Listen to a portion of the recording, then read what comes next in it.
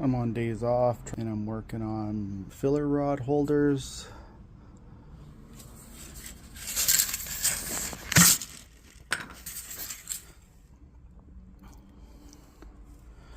Just cut them in half from full lengths. This is all my stainless steel 1/16. I'm in black PVC drain pipe, so I can cap them. I'm gonna mount them to the side of my cart somewhere. Not quite sure where yet. Need a couple more caps and I can finish it. This is the first step of cleaning up my welding bench.